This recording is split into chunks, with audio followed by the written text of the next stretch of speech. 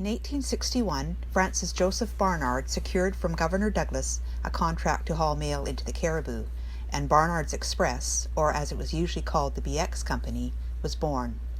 Originally the mails were transported into the Cariboo mining country on the back of Francis Barnard.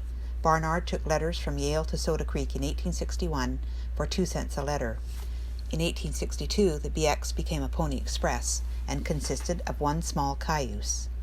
By 1864, the company had put the first 4-horse stage on the road, connecting with the steamers at Yale and hauling mail, passengers, and express up the Cariboo Road, and returning with mail, passengers, and gold.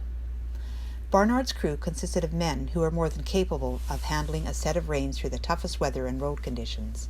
One of these men was Steve Tingley, a man who for nearly 2 decades drove the stage between Yale and Cache Creek. Tingley was an exceptional horseman and deserves much of the credit for the management of the stage service during its early days of development. On April 10, 1878, the British Columbia Express Company was incorporated.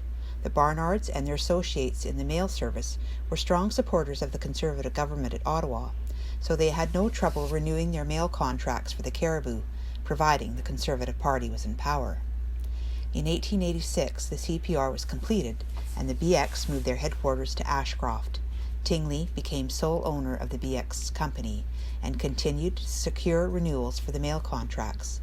The BC Express Company operated bright red and yellow 6-passenger stagecoaches imported from California, and when they rolled down the hill into Ashcroft, being pulled by their 6-horse teams, it was an impressive sight. The size of the territory the stagecoach company served kept expanding.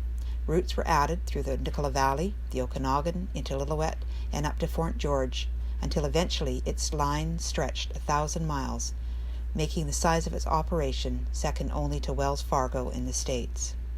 In 1896, the Conservatives were defeated, and in the Cariboo area, Liberal member Hewitt Bostock was the successful candidate. Steve Tingley's reign was over. In 1897, he sold the BC Express Company and equipment to a group of investors led by Charles V. Miller of Toronto, who were successful bidders of the mail contract. Tingley retired but continued to live in Ashcroft until about 1910, then moved to Vancouver, where he passed away in 1915. In 1903, the Grand Trunk Pacific Railway would be coming through the area, from Winnipeg to Prince Rupert via the Yellowhead Pass.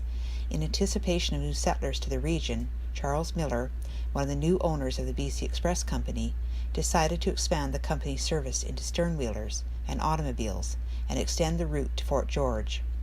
Royal Mail Ships BX, launched in 1910, and BC Express, launched in 1912, were both built by Alexander Watson Jr. at Soda Creek.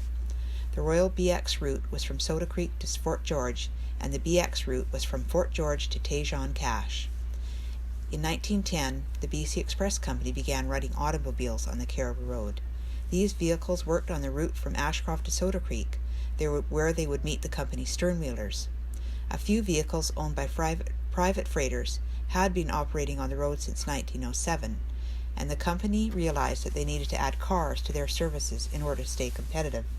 The BC Express Company advertised automobile services in all conditions from the months of May to October. With the expansion of automobiles, the BX needed more space, and in 1910 the company acquired a sizable lot on the south end of Railway. Here they built a brand new office, freight barns, blacksmith shop, and garage. The horse-pulled coaches soon gave way to the automobiles. In 1920, due to the completion of the PGE Railway and the advent of truck transport, the BX, after more than 50 years of service, closed its doors for the last time. Although BX operations ceased at this time, the BX would once again play a major part in Ashcroft history when, under longtime manager Willis West, they converted one of their freight barns into a tomato cannery and also financed it. Although the cannery was soon bought out by Almers, it provided Ashcroft and area residents with seasonal employment from 1925 to 1957.